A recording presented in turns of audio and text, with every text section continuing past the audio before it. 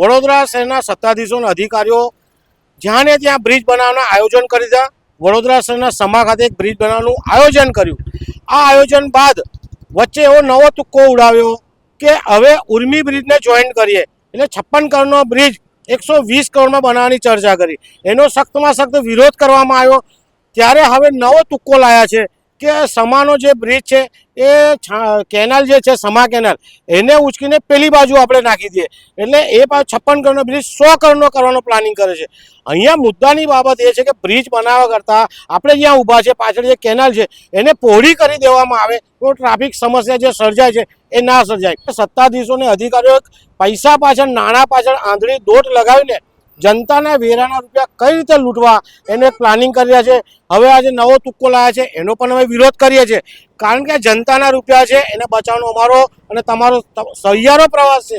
અને જો આ ખુલ્લો કરી દે તો આટલા બધા રૂપિયા આપણને કોઈ જરૂર નથી। 10 લાખમાં કામ થઈ જાય, આ રોડ ખુલ્લો થાય તો 10 લાખમાં ખાલી કામ થાય તેવું દેખાઈ રહ્યું છે। આયોજન તો એવી રીતે હોવું જોઈએ કે ધારો કે આજે હું મારા પોતાનું પણ 500 સ્ક્વેર ફૂટના મકાનની અંદર મારે 2 રૂમ રસોડાનું મકાન બનાવવું હોય તો હું પહેલાં પ્લાનિંગ કરું કે ભાઈ આમાં 2 રૂમ રસોડાનું જ મકાન બને, અને પછી એમાં હું વિચારું કે આમાં 4 રૂમ રસોડાનું મકાન બનાવું તો એ કદી બને નહીં। એવી જ આ એક વાત છે।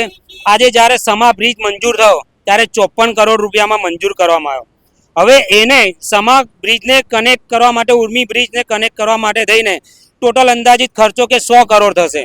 તો હું એવું કહેવા માંગુ છું કે બ્રિજને બીજા બ્રિજથી કનેક્ટ કરવા માટે થઈને જો 45 કરોડનો ખર્ચો થઈ જતો હોય તો હવે તંત્ર એવું કહી રહ્યું છે કે આ બ્રિજ સમા તળાવથી લઈને કેનાલ સુધી વટાવી દેવાનો છે। તો મારા ખ્યાલથી બીજો 100 કરોડ રૂપિયાનો ખર્ચો આ વધારીને પ્રજાના માટે આ ટેક્સ રૂપી ખર્ચો નાખી અને આ લોકો ભ્રષ્ટાચાર જ કરવા માંગી રહ્યા છે।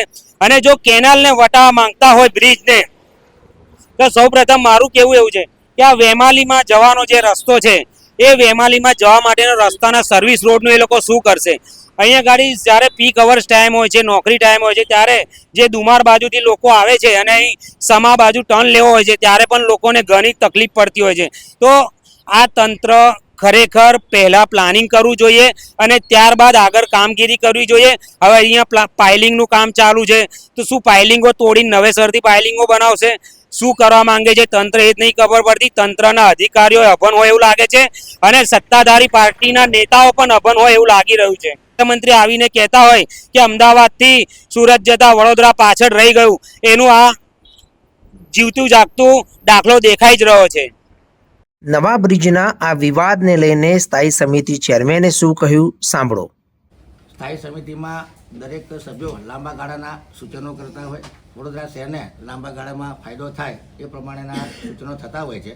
જ્યારે પણ ખર્ચો વધતો હોય છે ત્યારે આની પ્રપોઝલ રાજ્ય સરકારમાં અને જીઓડીએમમાં મોકલવામાં આવતી હોય છે। ત્યાંની સૈદ્ધાંતિક મંજૂરી મળ્યા બાદ ક્રમશઃ આના માટે ગ્રાન્ટ પણ આવતી હોય છે, એ માટે પણ સકારાત્મક પ્રયત્ન કરવામાં આવશે।